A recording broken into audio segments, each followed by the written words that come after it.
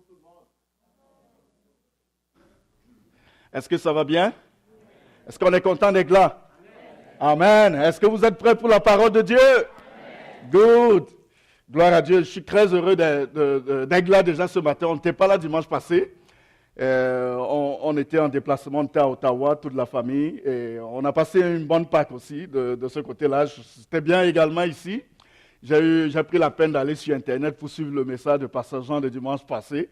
Et je crois que c'était bénissant et je suis très heureux d'être là ce matin. Est-ce que c'était bien la Pâques dimanche passé? Amen, amen. Je voudrais encore une fois de plus remercier Pasteur Jean pour la confiance qu'il me donne de pouvoir porter la parole ce matin. Je voudrais juste qu'on prie et puis on va entrer dans la parole de Dieu. Seigneur, on te dit merci. Merci pour l'opportunité que tu nous donnes tous ensemble d'écouter ta parole ce matin. Nous voulons, Seigneur, que tu parles à nos cœurs et que nous sortons d'ici avec une parole qui vient de toi, Seigneur. C'est ta parole qui éclaire, c'est elle qui rend libre, c'est elle qui guérit. C'est elle, Seigneur, qui nous bénit et nous voulons la savourer ce matin dans le nom de Jésus-Christ, notre Seigneur et Sauveur. Amen. Amen. Gloire à Dieu. Ce matin, je voudrais... On a passé un dimanche de Pâques et tous ensemble ici, nous avons vécu Pâques. Je me suis beaucoup interrogé. À chaque année, on célèbre Pâques. On célèbre la Pâques à chaque année. Mais je me suis posé la question cette semaine à savoir, après la Pâques, qu'est-ce qui suit? Qu'est-ce qui vient après la Pâques? C'est quoi? On devient quoi après la Pâques? La Pâques a un symbole tellement puissant pour nous les chrétiens.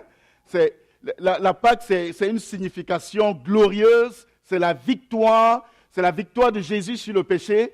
Mais une fois que la Pâques a été célébrée, qu'est-ce qu'il suit? Qu'est-ce qui vient? On devient quoi? C'est quoi notre vie?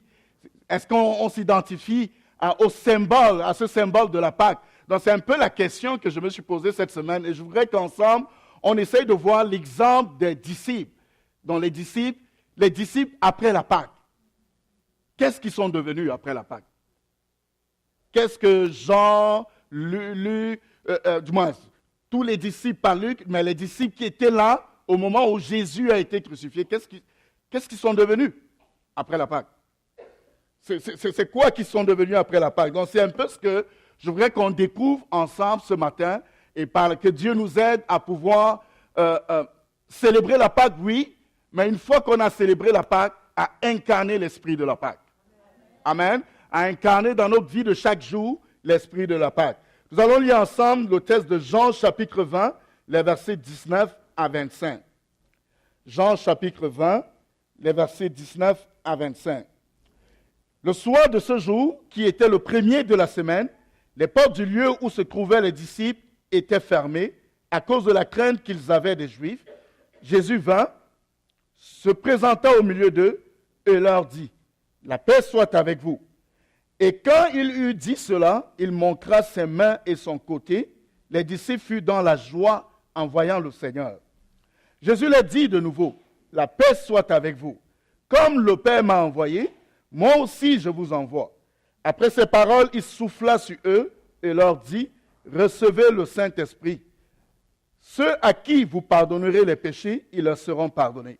Et ceux à qui vous les retiendrez, ils leur seront retenus. » Thomas, appelé Didyme, l'un des 12, n'était pas avec eux lorsque Jésus vint. Les autres disciples lui dirent donc, « Nous avons vu le Seigneur. » Mais il leur dit, « Si je ne vois dans ses mains la marque des clous, et si je ne mets mon doigt dans la marque des clous, et si je ne mets ma main dans son côté, je ne croirai point. » Amen. On est un peu... On est tous ici, il arrive de temps en temps, du moins moi, il m'arrive d'être comme Thomas. Okay? De voir avant de croire. Vous savez, mon nom de famille, on dit ma dialecte ou mon dialecte? Dans mon dialecte, mon nom de famille veut dire voir avant de rire. C'est-à-dire dans ma langue maternelle, ça veut dire qu'il faut voir avant de rire. Mais je crois que parfois, nous aimons voir avant de croire. Non, on veut le voir. On veut le voir et on va croire par la suite. Mais c'est tellement puissant. Le passage que nous venons de lire ici nous raconte un peu les événements après la crucifixion de Jésus. Donc Jésus, au moment de la Pâque, il faut bien comprendre le concept de la Pâque. Okay? Donc Jésus avait été annoncé dans l'Ancien Testament, longtemps avant, par plusieurs prophètes. Il a été annoncé qu'il viendra dans ce monde. Dans Ésaïe, particulièrement dans Ésaïe 7, au verset 14. C'est pourquoi le Seigneur lui-même vous donnera un signe. Voici, la jeune fille deviendra enceinte et elle enfantera un fils et elle lui donnera le nom d'Emmanuel. Donc ça, c'est ce qui avait été annoncé. Que Marie devait être enceinte, elle devait enfanter un fils à qui elle devait donner le nom d'Emmanuel, qui veut dire Dieu parmi nous. Dans le fond, Dieu veut être avec l'homme qu'il a créé. Dieu veut être avec moi tous les jours de la vie que j'ai sur cette terre. Dieu veut être avec moi. C'est même ça l'idée au début lorsqu'il a créé l'homme. La Bible dit qu'il a créé Adam. Il a créé Adam et Ève à son image et à sa ressemblance. C'est-à-dire qu'il a créé Adam pour que Adam soit ce qu'il est et que Adam fasse ce qu'il veut. Mais de temps en temps, on n'a pas toujours été cela parce que de temps en temps, en tant qu'être humain, on a commis des choses qui irritent le cœur de Dieu. Et ces choses-là, que la Bible appelle le péché, c'est ça qui a séparé l'homme de Dieu. Donc l'homme a été séparé de Dieu, mais Dieu, tous les jours, Dieu veut être avec la créature qu'il a créée. Parce que l'homme est spécial parmi toutes les créations de Dieu. Parmi toutes les créatures de Dieu, il n'y a que l'homme qui a été façonné à son image et à sa ressemblance. Toi, Dieu t'a créé à son image et à sa ressemblance. Donc tu es particulier, tu n'es pas comme un arbre, tu n'es pas comme un animal, tu n'es pas comme le ciel, tu n'es pas comme la terre. Parmi toutes les créations de Dieu, tu es particulier parce que tu es l'image et la ressemblance de Dieu. Et de ce fait, il veut être avec toi. Dieu veut être avec toi tous les jours. Il veut communier avec toi. D'ailleurs, quand Adam et Ève ont péché, lorsqu'ils ont entendu Dieu venir, comme on pourrait prétendre qu'il avait l'habitude de venir le soir pour passer du temps avec Adam et Ève. Mais Adam, ils sont allés se cacher parce qu'ils étaient nus. Ils ont fui la présence de Dieu. Mais Dieu, lui, il veut être avec l'homme. Il veut être avec chacun de nous. Et dans le passage d'Ésaïe, le prophète nous promet qu'il viendra, que lui, il viendra. Et il sera avec nous. Son nom, c'est Emmanuel. Il sera avec nous tous les jours. Donc ça, c'est ce que Dieu a promis. Et Jésus est venu. Jésus est venu dans notre monde. On l'a vu.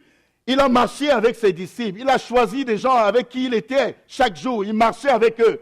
Et il mangeait avec eux.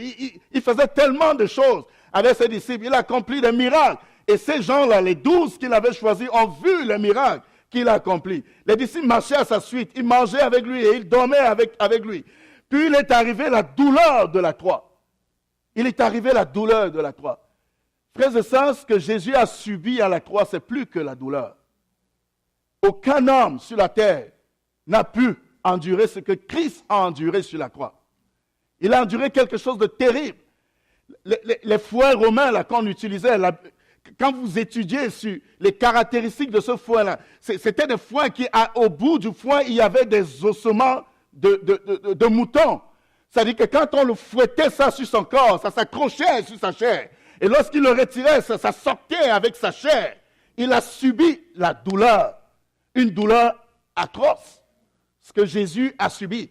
Lorsque Ésaïe parle de ça, dans Ésaïe 53, il dit qu'il n'avait ni beauté, ni éclat pour attirer nos regards. Et son aspect n'avait rien pour nous plaire. Méprisé et abandonné des hommes, homme de douleur et habitué à la souffrance, semblable à celui dont on détourne le visage. C'est-à-dire quand vous voyez comme ça ne vous donne pas le goût de regarder longtemps. Vous détournez le visage à cause de la laideur, de la souffrance sur son corps. Vous détournez le visage. Nous l'avons dédaigné, nous n'avons fait de lui aucun cas. Cependant, c'est ce que le prophète dit. Le prophète Ésaïe dit, cependant, ce sont nos souffrances qu'il a portées. La douleur qu'il a subie à la croix, c'est notre douleur à nous qu'il a portée. C'est de nos douleurs qu'il s'est chargé. Et nous l'avons considéré comme puni, frappé de Dieu, humilié. Mais il était blessé pour nos péchés, brisé pour nos iniquités. La Bible dit que le châtiment qui nous donne la paix, la raison pour laquelle on peut être en paix aujourd'hui, le châtiment qui nous donne la paix est tombé sur lui. C'est tombé sur lui Jésus. Donc les disciples, c'est ce qu'ils ont vécu. Pas vécu, mais c'est ce qu'ils ont vu. Nous, aujourd'hui, on lit le récit. Mais ces gars-là, ils étaient là, ils ont vu ça. Au point où Pierre a été contraint de régner Jésus. Parce que personne ne veut être associé à un gars qui subit un tel châtiment. Personne ne veut être associé à lui. On l'a crucifié sur la croix à Golgotha. Golgotha, c'est la montagne du malheur. C'est là où on amenait les brigands pour les crucifier. C'est là où lui, il a été crucifié. Jésus-Christ, il est vivant. Ça, c'est la bonne nouvelle, frères et sœurs. Il n'est pas resté dans le tombeau, mais il est vivant, il est ressuscité. C'est une preuve que ce qu'il a dit et promis va se réaliser. La première chose que Jésus fait lorsqu'il ressort du tombeau, c'est d'aller rassurer ses disciples. C'est d'aller rassurer ses disciples. Et c'est mon premier point ce matin. La paix qu'apporte la Pâque. La Pâque nous apporte une paix, frères et sœurs. C'est une assurance de Dieu. Dieu vient nous rassurer. Dans Jean 20, le verset 19, la Bible dit le soir de ce jour, qui était le premier de la semaine, c'est-à-dire c'était un dimanche matin, les portes du lieu où se trouvaient les disciples étant fermées à cause de la crainte qu'ils avaient des Juifs, Jésus vint, se présentant au milieu d'eux et leur dit, la paix soit avec vous. La paix soit avec vous. C'est important de constater, comme l'auteur de ce récit nous le dit, c'est que les disciples étaient fermés dans une salle. Okay? Ils avaient peur, ils étaient dans la peur. Ils venaient de voir Jésus être crucifié de façon à... La douleur qu'ils ont vue, la douleur qu'il a subie, c'était une douleur traumatisante. Donc ils sont allés se réfugier dans une salle parce qu'ils avaient peur des Juifs. Ils avaient peur qu'on vienne les arrêter parce qu'eux, ils suivaient Jésus. Donc, ils sont allés se cacher. Et la première chose, c'est que Jésus vient les rassurer. Et Jésus dit, la paix soit avec vous. Frères et sœurs, je veux te dire ce matin, mon frère, ma sœur, que la paix soit avec toi. Tu n'as rien à craindre. La paix soit avec toi. Je sais qu'on passe souvent des moments difficiles. Parfois, on a des défis tellement grands, tellement élevés. Et à cause de ça, on se stresse énormément. Mais Dieu nous dit ce matin que la paix soit avec vous. Si vous êtes enfant de Dieu, que la paix soit avec vous ce matin. Ça, c'est une assurance tellement énorme. Ce que Jésus est en train de dire, c'est que je suis avec vous. C'est ce qu'il veut dire, je suis là. Je ne suis pas dans le tombeau, mais je suis vivant et je suis avec vous. Il a promis dans sa parole d'être avec nous tous les jours, jusqu'à la fin du monde. De quoi avons-nous le plus besoin dans la vie, si ce n'est la présence de Jésus à nos côtés? Jésus est avec nous. Il ne dit pas qu'on n'aura pas de difficultés dans la vie. Il ne dit pas qu'on ne connaîtra pas l'échec dans la vie, dans certains domaines de la vie, de certains aspects. Ce n'est pas ce qu'il dit, mais il promet d'être avec nous. Juste sa promesse d'être avec nous. C'est suffisant pour moi d'être en paix. D'être en paix. Je suis en paix. Je sais que mon Dieu est avec moi. Que la paix soit avec vous. Une façon de dire, n'ayez pas peur, craignez pas, je suis là avec vous. Le samedi, quand Jésus était au tombeau, tout le monde croyait que le péché avait triomphé, que la mort avait gagné, que le diable avait réussi et Dieu avait perdu le contrôle. C'est ce que tout le monde pensait le samedi lorsqu'il était encore dans le tombeau. Mais l'histoire n'était pas terminée. Tu vis une saison difficile, ne désespère pas. Ton histoire n'est pas terminée. Pâques arrive pour toi. Jésus n'a pas dit son dernier mot. Aussi longtemps que tu es en vie, ne désespère pas. Parce que Jésus n'a pas dit son dernier mot. Jésus est vivant, il est là avec toi. Que la paix soit avec vous. Si vous avez des soucis ou que vous passez au travers d'une difficulté ce matin, que la paix de Dieu soit avec vous. Car Jésus est ressuscité. Paul s'adressant aux Philippiens dans le même esprit, Paul dit, ne vous inquiétez de rien, mais en toute chose, faites connaître à Dieu vos besoins, par des prières, des supplications, des actions de grâce. Et la paix de Dieu. La paix de Dieu qui surpasse toute intelligence. La paix de Dieu qui est grande que toute richesse. La paix de Dieu qui est au-dessus de toute espérance. Gardera vos cœurs en Christ. On a besoin, même dans les défis, de rester en Christ. Et la paix de Dieu nous donne de demeurer en Christ. De rester en Christ. Jésus est le focus. Il est notre assurance. Si Dieu l'a ressuscité de la mort, il peut nous relever de nos chutes. Il peut nous relever de nos chutes, frères et sœurs. C'est la toute première fois que les disciples se réunissaient avec Jésus ressuscité. C'est la première rencontre. Le Jésus ressuscité rencontre ses disciples. Ce jour-là, le premier dimanche, le Seigneur inaugura la première église. La première église chrétienne s'est inaugurée ce jour-là, à l'instant là où il a rencontré, lui étant ressuscité, il a rencontré ses disciples. Je voudrais nous faire un petit cours 101 ce matin. C'est quoi l'église? L'église vient du mot, le mot église vient du mot grec qui s'appelle ecclésias, qui est ecclésias. Église vient du mot grec ecclésia, qui veut dire les personnes qui sont appelées hors d'eux. Et dans notre contexte à nous, hors du monde. Donc, selon Pierman, dans son livre Knowing the Doctrine of the Bible, il dit l'Église est une assemblée de personnes appelées hors du monde qui se soumettent au Seigneur Jésus-Christ. Donc la Bible dit appelées hors du monde. Quand on dit hors du monde, on ne veut pas dire qu'on ne vit pas dans le monde. Mais nous, on est dans le monde, mais on n'est pas du monde. OK? On vit dans le monde, on est dans le monde, mais on n'est pas du monde. On n'est pas régi par la loi du monde. C'est par les lois de Dieu. C'est vrai, on doit se soumettre aux lois du gouvernement et tout, parce qu'on veut être des bons citoyens. Mais on est régi par la loi de Dieu. On est régi par la loi de Dieu. Dans un domaine, dans un aspect où la loi de Dieu est en contradiction avec la loi du monde, c'est la loi de Dieu qui prédomine pour moi. C'est la loi de Dieu qui prédomine. On est régi par la loi de Dieu. On n'est pas du monde, on est dans le monde, mais on n'est pas du monde. OK? Donc nous, on fait partie de l'Église.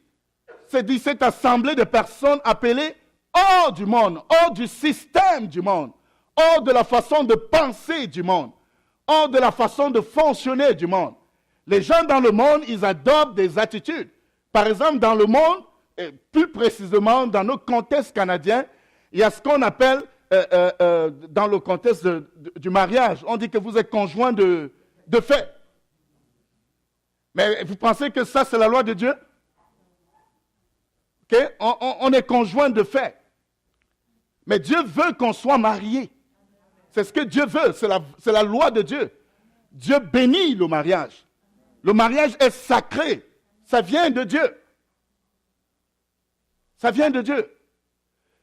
Frères et sœurs, ce n'est pas moi qui le dis, c'est la Bible qui le dit. Je sais que ce sont des choses très sensibles, mais c'est important qu'on le dise, parce que ça vient de la parole de Dieu.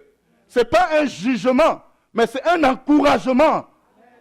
C'est un encouragement pour que Dieu vous aide à pouvoir intégrer sa loi. Ce n'est pas un jugement, mais c'est un encouragement.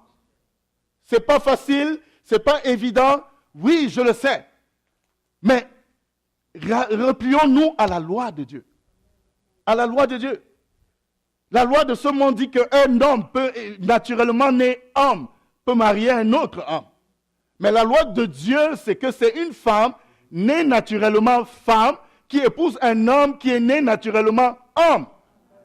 C'est important ça. Parce qu'aujourd'hui, vous pouvez épouser une femme mais qui n'est pas née femme. Mais c'est important de connaître la loi de Dieu. Et tout ce que je dis, je n'apporte pas un jugement sur qui que ce soit ici. Je ne vous juge pas. Je ne vous juge pas, mais je vous encourage. Je vous encourage ce matin à considérer la parole de Dieu. Parce que vous êtes précieux aux yeux de Dieu. Et Dieu vous aime. Dieu veut que vous soyez dans le meilleur pour lui. Vous êtes précieux pour lui. Donc, on était en train de parler du cours sur l'Église. Donc, il y a ce qu'on appelle l'Église universelle. L'Église universelle, c'est l'ensemble des chrétiens, des croyants chrétiens qui existent. Ça, c'est l'Église, c'est tous les chrétiens qui existent. Les gens qui croient en Jésus-Christ. C'est ça l'Église universelle. Donc la personne peut ne pas être dans mon église locale. Elle peut être à l'église Nouvelle Vie, elle peut être à l'église baptiste, elle peut être, peu importe, même à l'église catholique, elle peut y être. Si elle croit en Jésus-Christ comme son Seigneur et son Sauveur personnel, elle fait partie de l'église universelle. C'est ça l'église universelle. Mais maintenant, on a ce qu'on appelle l'église locale. Par exemple, église Vie d'Espoir. C'est une église qui a une adresse. On peut la localiser dans la map.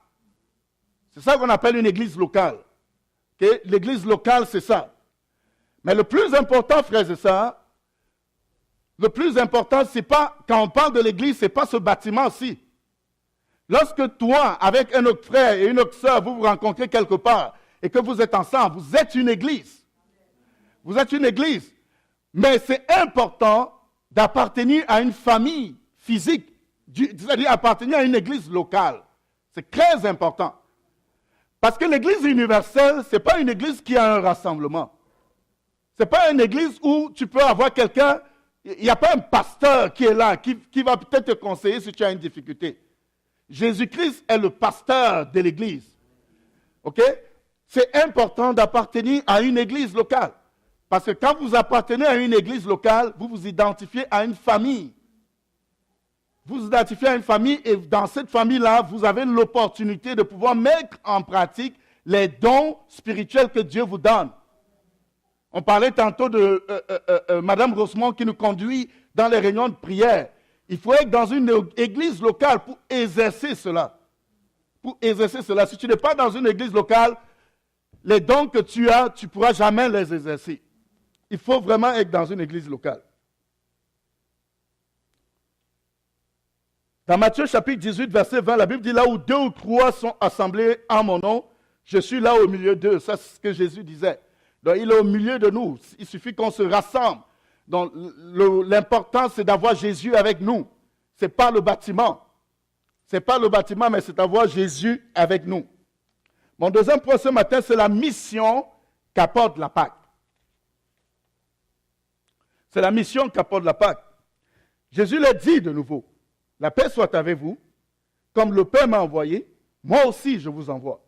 Après ces paroles, il souffla sur eux et leur dit, recevez le Saint-Esprit. Alors que les disciples sont dans la joie de revoir Jésus. Ils étaient dans la peur, ils étaient fermés, et puis subitement Jésus apparaît. Ils sont tous contents de le voir, ils ont touché ses mains. C'est vraiment Jésus, c'est lui, celui avec qui on était avant la crucifixion. Ils sont heureux, contents de le savoir. Et Jésus les ramène à l'évidence. Attire leur attention qu'il y a une job à faire. Il y a un travail à faire. Il dit, comme le Père m'a envoyé, moi aussi je vous envoie. Comme le Père m'a envoyé, moi aussi je vous envoie. Donc la Pâque nous transfère une mission. La Pâque, ce n'est pas seulement la célébration. Oui, on célèbre le Christ ressuscité. Mais la Pâque, c'est une mission que Dieu nous donne. C'est une mission que Dieu nous donne parce que Jésus nous envoie, tout comme le Père l'a envoyé. Le Père avait envoyé le Fils dans ce monde pour accomplir l'œuvre qui amène des hommes pécheurs dans la présence de Dieu. Le Fils envoie ses disciples dans le monde pour faire valoir auprès des pécheurs l'œuvre qu'il a accomplie sur la croix. Nous avons une job à faire, frères et sœurs, un mandat à accomplir. En fait, nous avons juste une seule mission, celle de témoigner de Jésus, de son amour et de son nom. C'est la mission que Dieu nous a donnée. Comment menons-nous notre vie?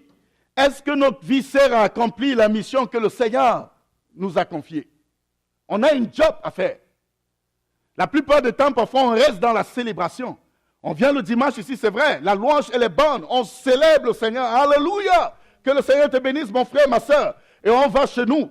Parfois, pour certains, on prend le temps de méditer la parole de Dieu et on revient le dimanche d'après, on est dans la célébration, on célèbre l'Éternel. Mais on peut passer toute une vie chrétienne sans être conscient qu'il y a une mission que Dieu nous a confiée. Il y a une mission que Dieu nous a confiée. Je me suis beaucoup questionné cette semaine. Vraiment, je me suis beaucoup questionné. J'ai regardé ma vie chrétienne depuis que j'ai cru en 97 jusqu'à aujourd'hui. Je suis arrivé en Amérique du Nord, ici au Québec, en 2013. Et je réfléchissais à propos, j'ai réalisé que depuis que je suis arrivé au Québec, j'ai comme l'impression qu'à force de pouvoir m'adapter, c'est-à-dire m'adapter, chercher à être conforme avec un certain nombre de lois du pays, j'ai fini par être muselé. J'ai fini par être muselé. Et je me questionne encore là-dessus, frères et sœurs. On cherche tellement à innover des stratégies qu'on finit par être muselé. Par être muselé. Il y a un minimum qu'on doit faire. On doit témoigner de Christ. On doit témoigner de Christ. La loi ne nous interdit pas de parler à quelqu'un, de lui dire que Jésus l'aime, qu'il a besoin de Jésus-Christ. S'il ne veut pas entendre, je le laisse. Ce n'est pas du harcèlement. Mais tellement, je comprends le contexte de l'Amérique du Nord. Ça, je le comprends. Mais parfois, on plonge tellement là-dedans qu'on veut faire plaisir à tout le monde et qu'à un moment donné, on n'est plus en train de témoigner de Christ.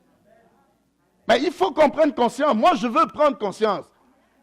Un jour, alors que je dînais avec mes collègues, on était dans une table, on était 10 sur la table, et puis ils commencent à dire n'importe quoi là. Ils insultent les gens qui partent à l'église.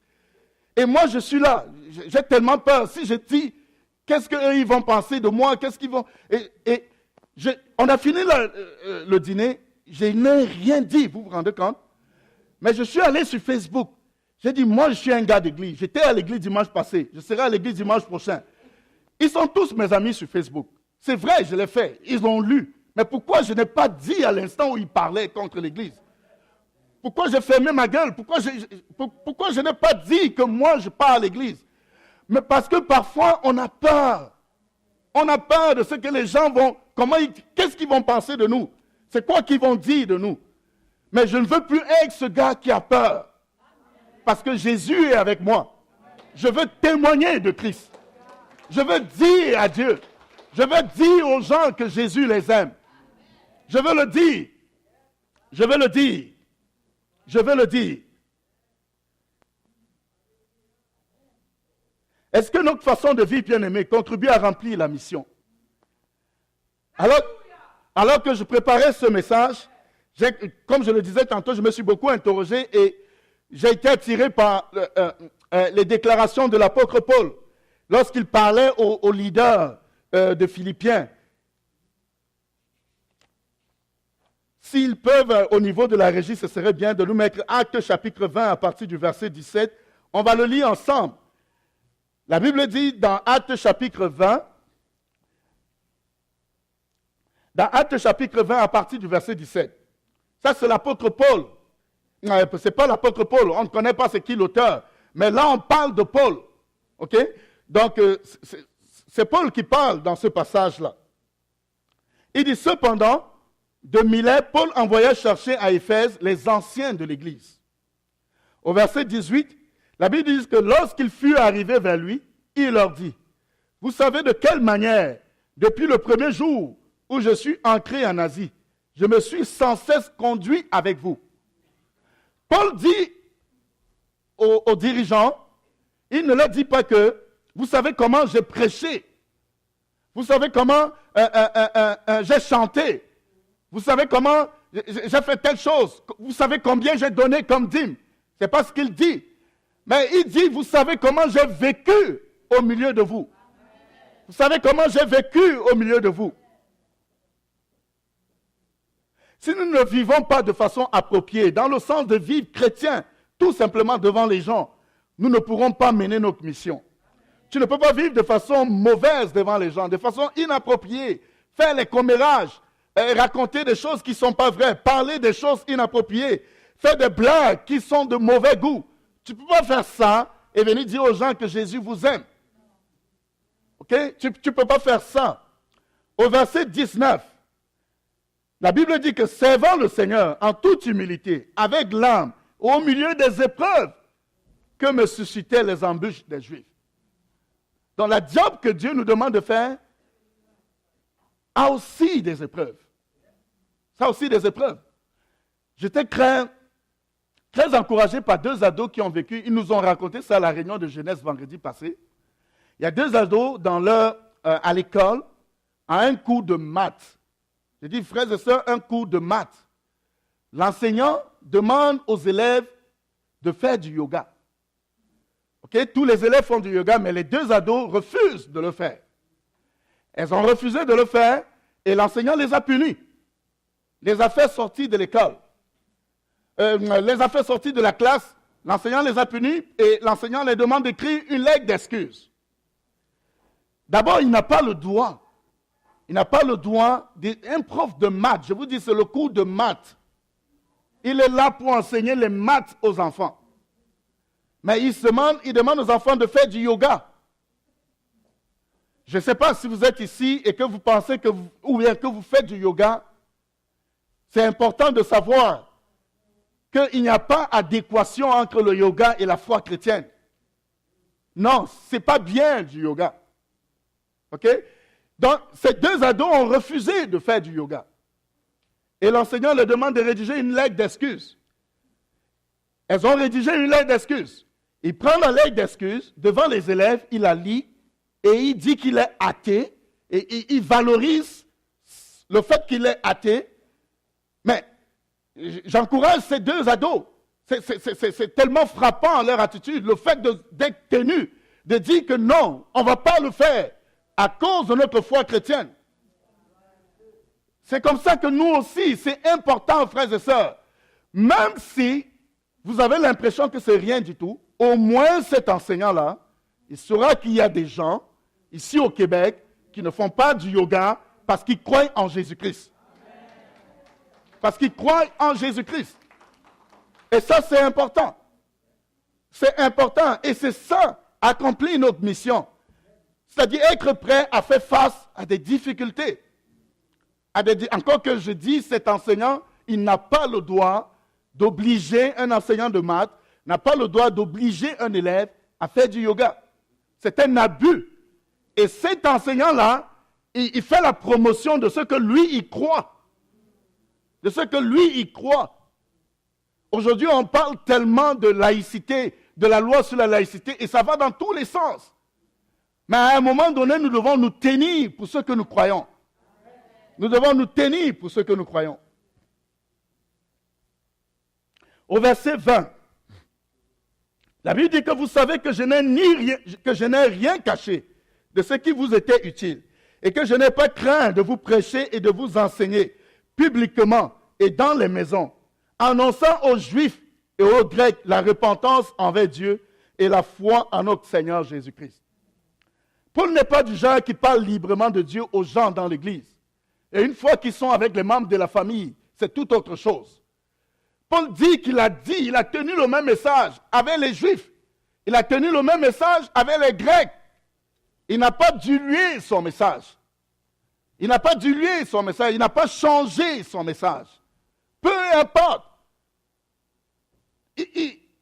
On est à l'église, on parle librement de Dieu, mais une fois qu'on est rendu en famille, avec des amis, restons le même.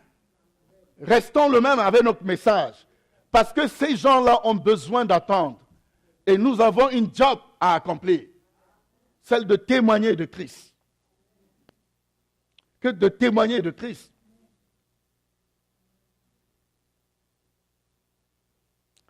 Au verset 24, Paul dit, mais je ne fais pour moi aucun cas de ma vie, comme si elle m'était précieuse, pourvu que j'accomplisse ma course avec joie et le ministère que j'ai reçu du Seigneur Jésus, d'annoncer la bonne nouvelle de la grâce de Dieu. Ça, c'est la job qu'on a à faire, bien-aimés.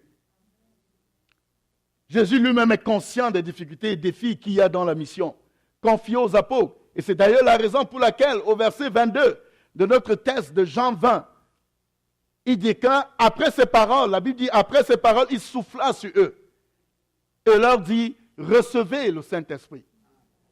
Il est conscient que c'est difficile, mais il souffla sur eux en disant, recevez le Saint-Esprit. Le Saint-Esprit est une personne. Ce n'est pas un vent, c'est une personne. Et je voudrais profiter ce matin pour revenir, on parle de ça dans les cours de fondement. Mais pendant que j'ai l'occasion, je voudrais amplifier le concept de Trinité ce matin. C'est important de le savoir. La Trinité, c'est 3 personnes distinctes. Quand on dit distinctes, ça veut dire qu'ils ne sont pas pareils. Vous avez le Père, vous avez le Fils et vous avez le Saint-Esprit. Un peu comme vous pouvez voir dans cette image, le Père n'est pas le Fils n'est pas le Saint-Esprit, le Saint-Esprit n'est pas le Père. Mais chacune de ces personnes-là est Dieu. Et c'est ça le mystère qu'il y a autour de la Trinité. Ce n'est pas 3 dieux. Ce n'est non plus une personne qui joue les 3 rôles. C'est 3 personnes distinctes. Je vais le redire encore, 3 personnes distinctes. Et chacune de ces personnes est Dieu. Chacune de ces personnes est Dieu. Il y a des passages qui nous montrent comment on voit les 3 personnes à l'œuvre. Par exemple, au niveau de Genèse, chapitre 1, au verset 26, la Bible dit que puis Dieu dit, faisons l'homme à notre image, selon notre ressemblance, et qui domine sur les poissons de la mer, sur les oiseaux du ciel, sur le bétail, sur toute la terre, sur tous les reptiles qui rampent sur la terre. On va un peu faire un tour au secondaire, je ne sais pas si c'est au primaire ou au secondaire. Vous voyez dans le verset là, la Bible dit, puis Dieu dit. Qui parle ici, c'est Dieu. Mais le verbe est conjugué, le verbe dit est conjugué à la 3e personne du singulier. C'est-à-dire, c'est pas le pluriel, là, parce que Dieu est unique. Il n'est pas plusieurs, il y a un seul Dieu. Mais ce que Dieu dit, écoutez bien, faisons l'homme à notre image. Dans le faisons est conjugué à la première personne, c'est quoi la première personne du pluriel? Merci. On retourne un peu au secondaire. À la première personne du pluriel, effectivement, qui montre une pluralité de personnes en Dieu. Hello? Dans une pluralité de personnes en Dieu. Puis Dieu dit, faisons l'homme à notre image, notre ressemblance, et qu'il domine. Donc Jésus, avant qu'il ne paraisse sur cette terre, avant que Marie ne soit enceinte, il existait déjà. Amen. Donc le Saint-Esprit existait déjà. Quand vous prenez le livre de Genèse, la Bible dit que l'Esprit de Dieu se mouvait au-dessus des eaux. Ça, c'est le livre du commencement.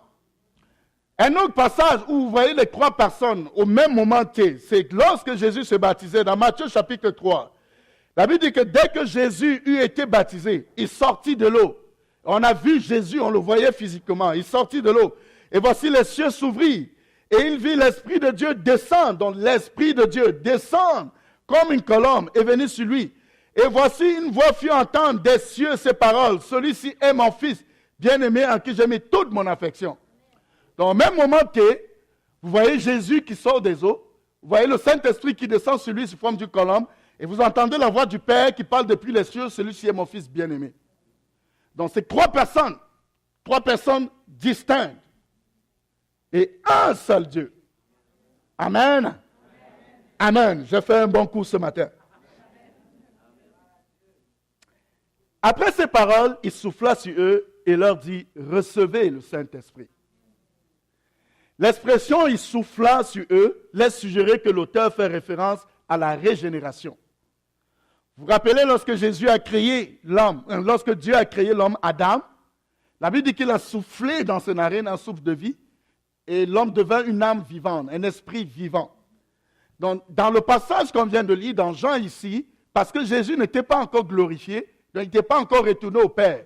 La promesse qu'il avait faite à ses disciples, c'est que lorsque je serai parti, je demanderai au Père de vous envoyer le Saint-Esprit. Okay? Donc, il n'était pas encore glorifié. Donc, ici, il ne s'agit pas du baptême du Saint-Esprit ou bien de l'effusion du Saint-Esprit qu'on trouve dans Actes chapitre 2. Donc, ici, de l'expérience de la Pentecôte. Donc, ce n'est pas la même chose. Mais ici, c'est la régénération. Parce que les disciples n'avaient pas encore rencontré Jésus-Christ ressuscité. Donc, ils ont connu un Jésus avant la Pâque. Le Jésus qu'ils ont connu, c'était le Jésus d'avant la Pâque. Donc, nous, aujourd'hui, on reçoit tout ça dans le même package. Parce que Jésus est déjà ressuscité. Donc, lorsque tu acceptes Jésus, il vient dans ta vie avec l'Esprit de Dieu. OK? Il vient habiter en toi. Au travers de Dieu habite en toi au travers de son esprit. Mais en ce moment-là, pour les disciples, c'était vraiment la régénération. C'était la régénération. Ce n'est pas l'expérience. Le Saint-Esprit, le baptême du Saint-Esprit de Acte 2, c'est une autre expérience avec le Saint-Esprit. Mais je sais que quand on parle du Saint-Esprit, c'est tellement délicat. C'est tellement délicat parce qu'il y a toutes sortes de doctrines et il y a toutes sortes de choses qui circulent, que ce soit sur Internet ou bien dans les églises ou partout. Il y a beaucoup de choses et les gens ont très peur lorsqu'on parle des choses qui relèvent du Saint-Esprit. Mais ce qui est important de savoir, c'est que le Saint-Esprit, c'est une personne. C'est une personne. Et on a besoin de lui en tant que chrétien. On a besoin de lui. Nous avons besoin de lui ce matin. Donc le mot souffler ici a le même sens que souffler dans Genèse 2:7. On retrouve ce même mot dans Ézéchiel. Ézéchiel 37:9, il dit souffle sur ses morts et qu'ils revivent. Donc c'est le même mot. Jean utilise ce mot afin d'indiquer que Jésus donne l'esprit pour apporter la vie et une nouvelle création. Tout comme Dieu avait soufflé dans l'homme physique, le souffle de vie, pour qu'il devienne une âme, une nouvelle créature. Ainsi Jésus souffla spirituellement sur ses disciples et il devint de nouvelles créations. Pour aller témoigner de Jésus, il faut être soi-même déjà régénéré, transformé par Dieu. Donc vous ne pouvez pas parler d'un Dieu que vous ne connaissez pas. Parce que la vie de Dieu doit couler à l'intérieur de nous. Pour qu'on soit en mesure de parler de lui. Et c'est si tu acceptes Jésus dans ton cœur, comme ton Seigneur et ton Sauveur personnel, cette vie de Dieu résidera en toi. Cela résidera en toi.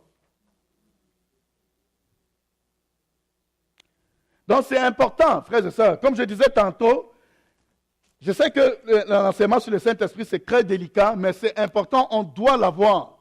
On doit l'avoir, ça fait partie de la foi chrétienne. Okay? Ça fait partie du package, il faut connaître.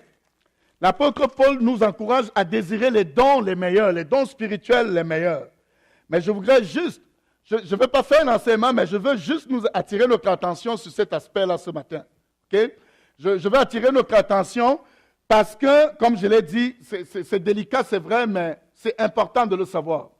Dans le Saint-Esprit ici que Jésus souffre, ce n'est pas la même expérience que dans Actes chapitre 2. Encore que je désire que tout le monde ici vive l'expérience de Actes chapitre 2.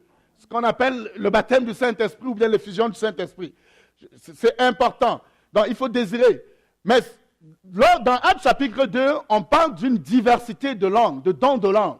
Donc on entendait les disciples parler aux gens dans leur langue maternelle. Okay? Ils ne connaissaient pas leur langue, mais ils parlaient dans leur langue. Ça, c'est une diversité de langues. Mais il y a aussi le don qu'on appelle le don du parler en langue.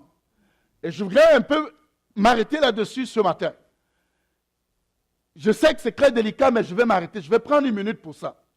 Le don du parler en langue, c'est un don de l'esprit. La Bible nous encourage à... Je vais lire la Bible que de faire un commentaire. On va lire ensemble dans 1 Corinthiens chapitre 14. C'est l'apôtre Paul qui parle aux Corinthiens. Il parle parce qu'il y avait comme un désordre au sein de l'Église par rapport à ce don-là, le don du parler en langue. Les gens parlaient de toutes sortes, ok? Et certains étaient perturbés d'entendre quelqu'un parler dans une langue qui n'est pas une langue humaine, si on peut dire ainsi. Mais je veux lire pour que l'apôtre Paul, ce que l'apôtre Paul dit. L'apôtre Paul dit, recherchez la charité, dans 1 Corinthiens chapitre 14. Recherchez la charité, aspirez aussi au don spirituel, mais surtout à celui de prophétie. En effet, celui qui parle en langue ne parle pas aux hommes, mais à Dieu, car personne ne le comprend, et c'est en esprit qu'il dit des mystères. Donc ce que Paul dit, il dit que celui qui parle en langue, il n'est pas en train de parler aux hommes, parce que ce qu'il dit là, il n'y a personne qui comprend ça. Ok? Et il parle en esprit, mais il parle à Dieu, il raconte des mystères à Dieu en esprit. C'est ce que Paul dit. Celui qui prophétise, au contraire, parle aux hommes, les édifie, les exhorte, les console. Celui qui parle en langue s'édifie lui-même. Donc quand vous parlez en langue, vous bâtissez votre homme intérieur, votre esprit. Vous le bâtissez. Donc vous édifiez vous-même. Mais à l'église, vous ne pouvez pas venir à l'église, vous vous mettez à parler en langue, à s'agresser aux gens. Non, ça ne marche pas de même. Ce n'est pas possible. Parce que ce que vous dites là, personne ne comprend. Personne ne comprend ça. Paul dit, il vaut mieux pour vous de faire une prophétie à l'église que de venir parler en langue à l'église. Amen. Il continue. Je désire que vous parliez tous en langue, mais encore plus que vous prophétisiez. Celui qui prophétise est plus grand que celui qui parle en langue, à moins que ce dernier n'interprète pour que l'Église en reçoive l'édification. Donc, à moins qu'il n'interprète pour que l'Église soit édifiée. Dans ce que tu dis en langue, là, certes, tu dis des mystères, tu bâtis ton homme intérieur, tu t'édifies, mais tu n'édifies pas l'Église. Tu n'édifies pas l'Église. Amen. Donc, je voulais juste faire cette précision-là. Pourquoi je fais cette précision? Mais j'ai eu à cœur de la faire, de faire cette précision. Et c'est important. Donc, c'est une expérience personnelle. Okay? Donc, aspirer à ce qu'il y a de meilleur. Le Saint-Esprit est disponible pour nous, c'est une personne. On peut développer une communion avec l'Esprit de Dieu aussi. Mon troisième point et mon dernier point ce matin, je vais aller très vite parce qu'il est déjà 11h30. On a une réunion d'affaires tantôt. La foi que procure la Pâque. La Pâque nous procure une foi. Une foi. Dans le texte que nous voyons, la Bible dit que Thomas, appelé Didyme, l'un des 12, n'était pas avec eux lorsque Jésus vint. Donc quand Jésus est apparu aux disciples alors qu'ils étaient fermés dans cette salle-là, Thomas n'était pas là. Les autres disciples lui disent donc, nous avons vu le Seigneur. Mais il leur dit, si je ne vois dans sa main la marque des clous, et si je ne mets mon doigt dans la marque des clous, et si je ne mets ma main dans son côté, je ne croirai point. Et j'ai dit dans mon propos introductif que nous étions tous pareils. Enfin, du moins, moi, je suis vraiment pareil. J'aime tellement, je crois facilement lorsque je vois. Mais ce n'est pas la bonne attitude. Dans ce que le Seigneur nous enseigne ici, c'est de croire, pas parce qu'on a vu, mais parce que lui, il a dit. Parce qu'il a dit. OK? Nous croyons en la parole de Dieu.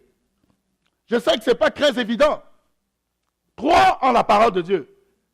Crois en la parole de Dieu. La parole de Dieu dit, crois, tu seras sauvé, toi et toute ta famille. Tu vas peut-être me dire, pasteur, tu ne comprends rien. Mon fils, c'est le summum de la turbulence. Crois en Dieu. Crois en la parole de Dieu. Crois, tu seras sauvé, toi et toute ta famille. Ça, c'est ce que Dieu dit. Peut-être que ce que tu vois, ce n'est pas ce qui devrait être. Mais ne crois pas facilement à ça. C'est vrai, ça te fait mal. Mais crois en ce que Dieu dit. Dieu te dit, il te promet que toi et toute ta famille, vous serez sauvés. Reste sur cette parole. Seigneur, tu as dit que moi et toute ma famille, nous serons sauvés. Je crois en ce que tu dis. Alors je déclare des choses positives sur ma fille, sur mon fils, parce que tu as fait la promesse qu'elle va croire en toi, Seigneur. Crois en ce que Dieu a dit.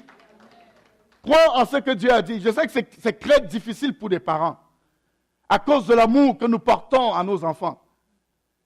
J'ai de tout petits enfants. Il y a des difficultés des enfants que j'ai à bas âge. Mais je n'imagine pas pour vous, les parents qui avez des ados ou bien des jeunes adultes. C'est difficile, ça peut être très pénible lorsque vous voyez ce que votre fille ou votre fils accomplit. Mais ne vous laissez pas abattre par ce que vous voyez. Amen. Croyez en la parole de Dieu. Amen. Croyez aux promesses de Dieu.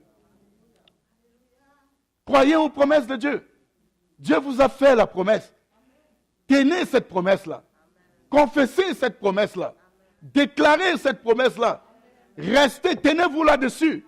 Ne laissez pas le diable vous vaincre votre espoir. Restez sur cette promesse et déclarez-la pour vos enfants. Déclarez-la pour les enfants. Un jour, lorsque Dieu avait décidé de prendre possession de Canaan, d'aller à la terre promise, comme il avait promis de donner à Israël la terre promise. Et il a envoyé, Moïse a envoyé 12 espions pour aller explorer Canaan. Ils sont allés à 12. Ils ont parcouru le pays. Ils ont vu le lait et le miel, comme Dieu avait dit. Ils ont vu beaucoup d'autres choses. Mais ils ont aussi vu des géants. Des soldats, des géants, des hommes forts, robustes. Quand ils sont revenus vers Moïse pour faire le rapport, il y a 10 des espions qui ont eu un même discours en disant, Moïse, c'est vrai qu'on a vu la bande, le fruit, le lait, le miel, tout ce que Dieu a dit, on l'a vu. Mais il y a des géants robustes qui mangent les gens. C'est-à-dire, ils sont calqués sur ce qu'ils ont vu. Ils ont oublié ce que Dieu avait dit. Mais Josué et Caleb sont venus, ils ont fait un rapport concret. Ils ont dit à Moïse qu'il y a telle chose, il y a aussi les géants. Mais Dieu nous a promis cette terre. Ils sont tenus sur la promesse de Dieu. Ils ont cru en ce que Dieu a dit. Et quand Dieu parle à Moïse, il dit que Josué et Caleb ont un autre esprit. Ils ont un autre esprit. Alléluia. Ils ont un autre esprit. Ils ont un autre esprit. Et ils ont l'esprit, frères et sœurs, des gens qui croient à la parole de Dieu. Et qui se tiennent sur la parole de Dieu. Dieu dit pas, ces maîtres issus, nous sommes guéris. Il nous a promis la promesse de la guérison. On se tient sur ça. Même si nous voyons dans notre chair le contraire. Gardons cette parole-là, cette promesse. Confessons-la. Déclarons-la. Parce que Dieu a promis. Dieu a dit. Dieu a dit. Dieu veut voir ce qu'il a dit. Et c'est à nous de l'accomplir. Alléluia. La Pâque nous apporte la foi, frères et sœurs. Dieu avait dit que son Fils ressuscitait le 3e jour. Et Jésus a été ressuscité le 3e jour. Ils ont tout fait. Ils ont mis son corps dans la tombe. Ils ont mis une grosse pierre. Ils ont scellé. Ils ont mis des soldats. Mais rien ne peut empêcher à Dieu de faire ce qu'il veut faire. Dieu l'a roulé, la pierre. Alors que les femmes, le matin, allaient à la tombe et qu'elles s'inquiétaient, qui va nous rouler la pierre? Elles sont arrivées, la pierre était déjà roulée. Jésus n'était plus dans la tombe. Parce que Dieu a accompli ce qu'il avait promis. Dieu a accompli ce qu'il avait promis. Dieu fait ce qu'il a dit. Alléluia. Il fait ce qu'il a dit. Ce que Dieu dit, il le fait. Dieu a le pouvoir. Il a la volonté, la capacité d'accomplir ce qu'il dit qu'il va faire. Et il va le faire. Alléluia. Amen. Je voudrais juste inviter les musiciens à monter alors que j'entre dans mon mot de la fin. Nous devons le retenir ce matin, frères et sœurs.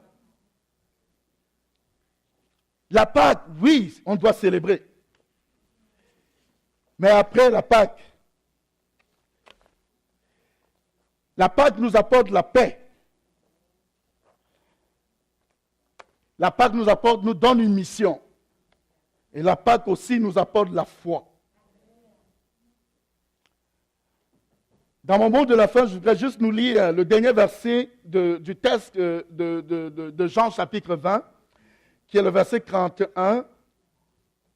Mais Jean dit, mais ces choses ont été écrites afin que vous croyiez que Jésus-Christ est le Christ, le Fils de Dieu, et qu'en croyant, vous ayez la vie en son nom.